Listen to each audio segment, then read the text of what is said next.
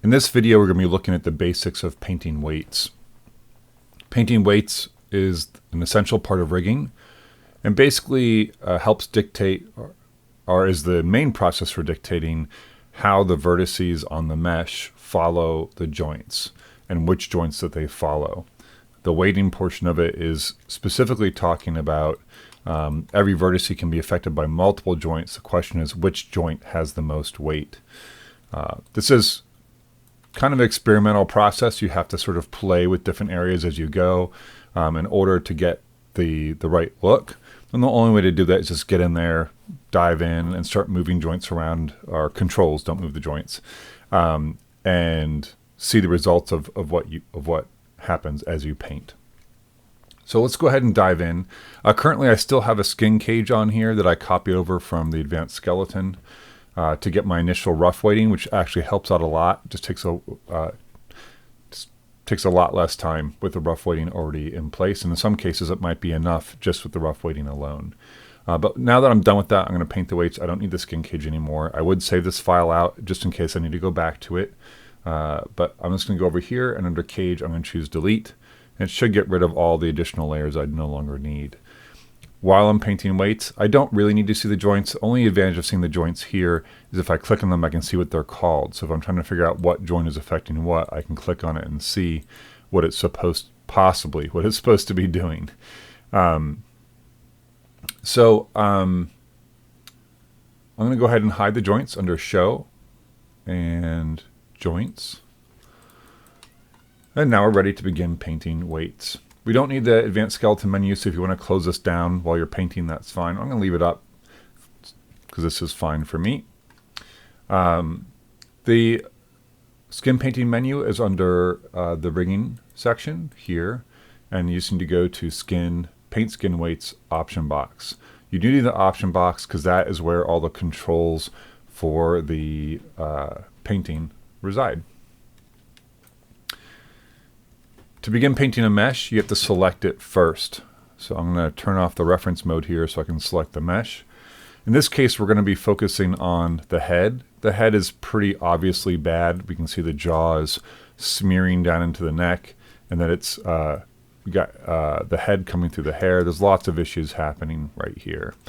Common places where you're definitely going to want to spend some time painting weights is the shoulders.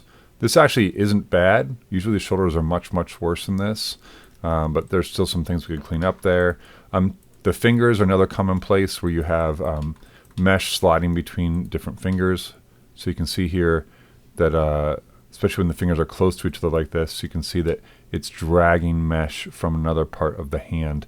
And obviously that just is showing poor weighting. And actually we could reskin these. I think they are better before we use the skin cage, but this is fine for right now. Always check your joints. The knees and the elbows is another place where you often need some help. Now you might find, especially with these black pants and some other textures, that those become a little visually confusing.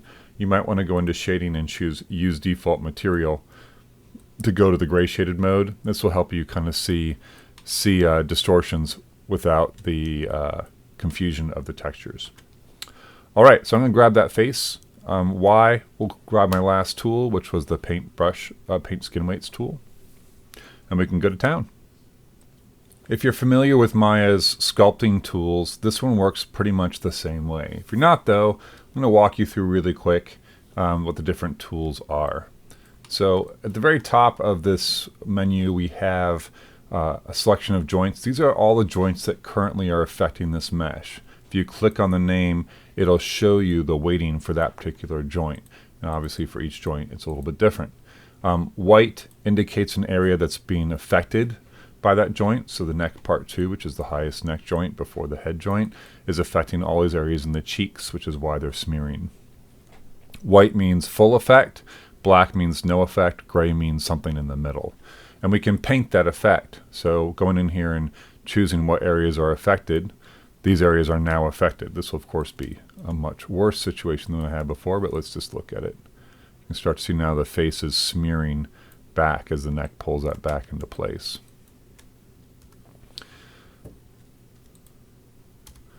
Down here are our main tools. So we have paint mode, which is what we're going to be using for the most part here. And the paint operation, we have 4 operations: replace, scale, smooth, and add. Replace, sometimes this works out if you just want to immediately replace it with full weights or no weights, but otherwise I don't use this very much. Scale I don't use at all. The main controls I do use are add and smooth. Mostly I use add because adding weights is always preferable.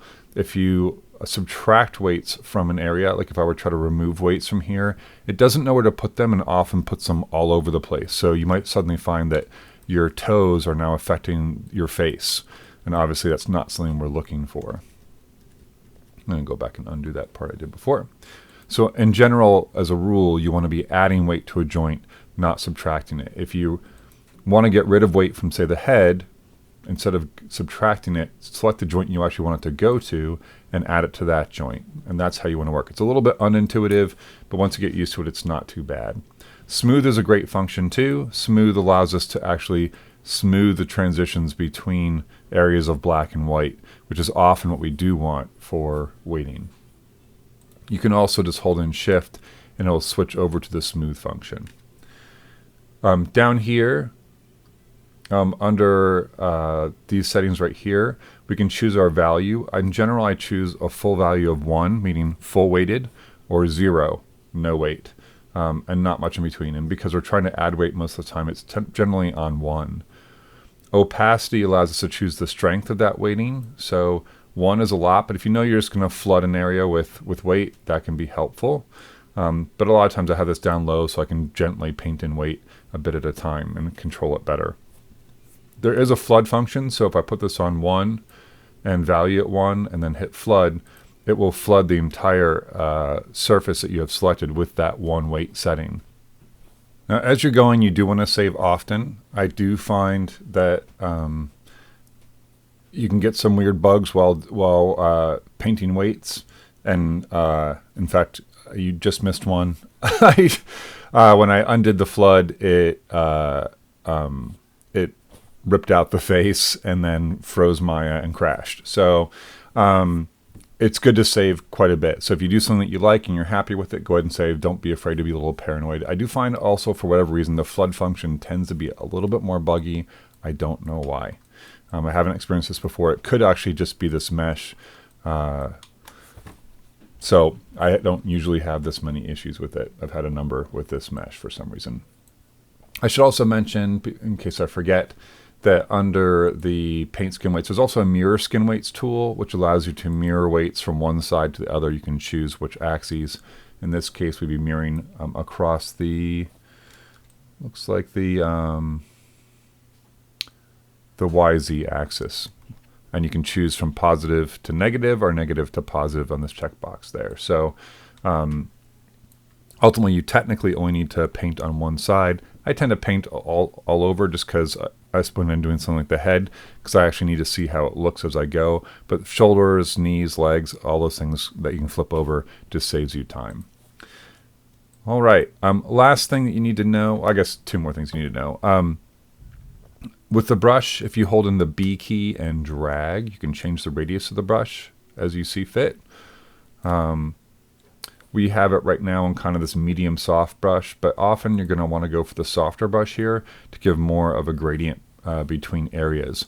Again, in skin, we're looking for soft transitions for the most part. There's also a hard edge brush and a hard edge square brush that you can use. Let's see here. You can, if you prefer, use the color ramp, which will show your gradient as a ramp instead and show you your transitions. So if you get used to this and you like this, you can definitely use it to get up more sensitivity. I tend not to, and you can change the color pattern at will over here. I'm just going to go with the normal white to black. If you do want to change the radius by hand, you can do it in here. You can also change the softness of the brush by changing the upper and lower limits of the brush, but again, I tend to find this is fine. All right, so how do we go about this? You want to be as systematic as possible. Start with your main joint on the area that you're trying to paint, and then work your way down the chain to the other joints, going back and forth, massaging them, with their weights until you get something that you like. What I like to do in general, I'll start with the head here, is rough out the pattern that I think that I want. So in this case, I'd have my opacity lower. Actually, for now, I'll keep it at full because I want these areas to be painted 100% to the head. And as I get to the transition point, I'll lower the opacity to get more control. So just going to go ahead and paint in here, just using the left mouse button, dragging over the surface. If you do have the mouth sock in there, you got to make sure you paint inside the mouth too. If there's areas you can't see, like right here behind the head or the hair, you can certainly hide the hair. But for right now, I think I can get it. It will paint underneath the hair, even if I can't see the area that I'm painting. As I get closer to the edge of the neck here, again, I'm going to switch down my opacity to something much lower. And then just try to work in a little bit of a transition there. The best way to really see the effect you're having, though, is to move the head into some direction. I should have done this before so you guys could see it happen as we go. But you'll see that as you paint, you can actually watch the effect on the mesh here. You can see that it's dragging this mesh down here up closer to the chin. So it allows you to see what's actually going on, which is great. And this is actually looking pretty good. What I like to do when I'm done with a section is go ahead and flood it with a little bit of smoothing. You probably want to have this at a higher setting, if not full setting. Yeah, so that's the bug I was talking about. I'm not sure why it's doing this. This really shouldn't be happening. I'm going to undo. I should be saving, but I'm going to plow through and hope for the best. I'll try to add in smooth without the flood. The flood function is great. It just kind of just smooths the whole area. But I'll just crank this up. Again, smooth tends to work better in higher settings. I don't usually have this happen on a rig, so I don't know what's going on with this one. But you can see as I smooth this out, it's just evening out the geometry a little bit. In some cases, like here, it might actually round it out too much. So you want to be careful in transition areas. That looks pretty good. And then I move to the next part, so neck 2. You can see with the neck 2, oops. Again, Y just reselects the last tool. There's not much left of neck 2, but we can also see that there's areas up here that are still being controlled by it, so that's not good. We don't want that. I'm going to actually go ahead and hide that hair like I suggested I would. And put this to 100% for add. There we go. Just clean up those areas a little bit. Control-Shift-H to bring the hair back. The hair up here shouldn't be a big deal. I should be able to go ahead and just flood it to the head. And that makes it 100% to the head, and that should fix that area. Going down to these areas, they're pretty sensitive. It's going to be tough to tell exactly where different parts end and begin. And I'm already getting something that I like. So probably more likely what I'd do here is just do a little bit of smoothing. You can see here from the chest to the neck, it's a pretty strong transition right here. So I'm going to go ahead and just flood with the smooth function again. That might be a little bit too much. Just lighten that up a little bit. So a couple rounds there just to kind of smooth out that area. You can see though it's doing some weird stuff here, and this is the nature of painting. No, actually that's just part of the previous skinning, so that is what it is right now. So I'm going to work my way up the neck and smooth each part just a little bit. You can see it's going to kind of ease the transition and increase the range that this joint will have on the skin, which could be good or bad. But the main thing is evening out these weights. So here we can see the skin is evening a little bit. This one doesn't have much effect, but that's okay. But I'm not crazy about this dent I'm getting in the back of the neck. But my guess is if I flood back from the head back down, assuming it doesn't give me trouble, it'll even that out quite a bit. So I'm just going to pump this in until I get a smoother transition of the head. That's pretty good. Once I have it, I think that's working pretty well. I can go ahead and crash Maya. Right, so painting weights is not normally this buggy at all. This is extremely buggy, and my guess is there's probably an issue with the mesh somewhere. If I was running into this problem with my own piece, I probably would go ahead and use the skin, unbind skin to pull off the skin. I do checks for any modeling errors, do another cleaning of it, reattach. This is actually where it'd be good to go back to the skin cage stage so I can just reapply the rough weights. This is indicating probably a bigger problem. I'm going to push through just so for the purposes of this demo, but generally pushing through just means you're perpetuating errors that are going to cause crashes all the way down the line. What I did want to show you though before I call it quits is you can see back here that the neck is kind of getting squished awkwardly. It's losing volume. So as I rotate, you can see it's pulling way too much skin from the neck into the head. This is also probably indicating, not probably, it's definitely indicating that my joint placement isn't quite right either. It's anatomically, that's pretty good. It's probably a little high, which is why we're getting such dramatic movement in the neck. It is also a weight pain issue though too. So I just want to show you how I'd fix that. So as we go up like this, we can see that squish happening. If I paint more weight from the head, so I'll choose add here, you can see that in its position as I paint weight here, it's reducing the neck more and more. So it's exacerbating the issue. If I go to the next joint and paint, we have the opposite effect, which is pulling the mesh back. And that's why it helps to actually put your character into a pose when you do this. We can actually essentially sculpt the pose in place. So we obviously want more weight back there. I'm going to try to even the weight around the neck a little bit. So that creates a much more convincing sense of the neck. And I can work my way down the neck and do the same thing. Once I have it kind of roughed out where I'm liking it, and if you see spots like this, that's generally not a good indicator. You don't want random spots in the middle of your mesh not being affected.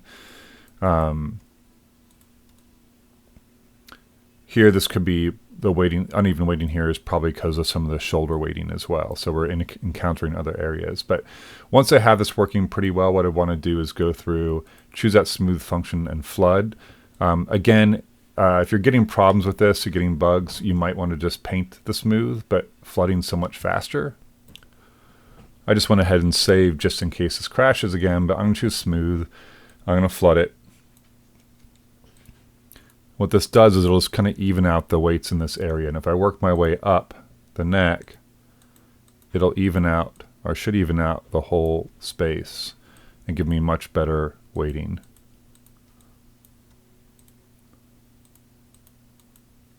You can see that there's some areas being affected in here. I'd want to fix those for sure. And then the one that matters the most is flooding the head. So this will smooth out this transition a little bit. I want to be a little careful, but that should be a good final effect. Again, once I have it there, I want to test it. I'm going to save first, just so I don't lose it in case it crashes. But now we can see it's not perfect, partly again because of that joint placement and partly because it's a looser rig. But this is a pretty, much, much better than we had before, and definitely something I can work with. You can keep painting until you feel comfortable. Just make sure that when you're done painting any one area, you go over here and choose go to build pose and get your character back to neutral. You don't want to leave your character in a non-neutral state when you move on to other sections. That can cause problems down the road. So rigs should always be in their neutral state. There you go. That's how weight painting works. Some areas will be a little bit more obvious. So like here, working on the fingers, again, I'd recommend, when you do these areas, go ahead and move. You can move multiple. Whoa. That one's got serious issues. Again, that's probably from the skin cage. I never lined that up. I'm sure that's what's going on. But here, if the weighting was actually this bad, this it's not as bad as it looks in terms of having to fix it. You just go in here. You would choose the right joint. So this is the left hand. We have the ring finger, the different joints. You can see this would be time consuming, so you do want to spend some time getting the skin cage right. It'll save a ton of time here. Let's see here. This would be the index finger.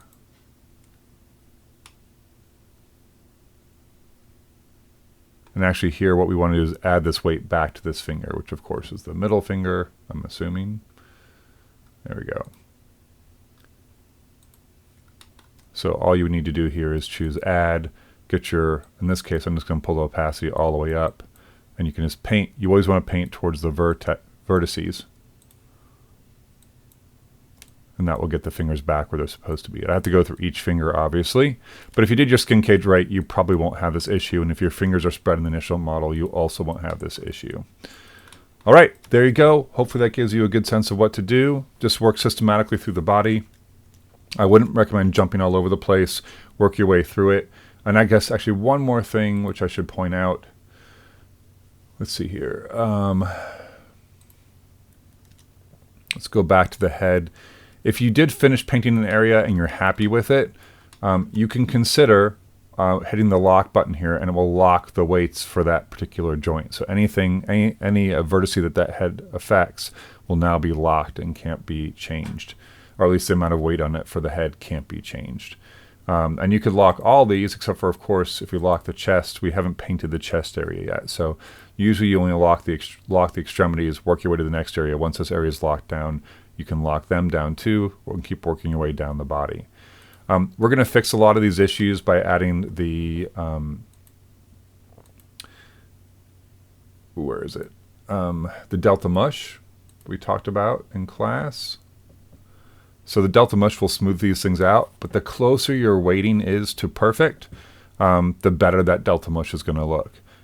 It'll fix a lot of issues, but it won't fix the most egregious. So get this close. Don't kill yourself on it, but get it roughed out, and you'll have a much better time when you apply that Delta Mush. You'll be impressed at what you get. All right, good luck.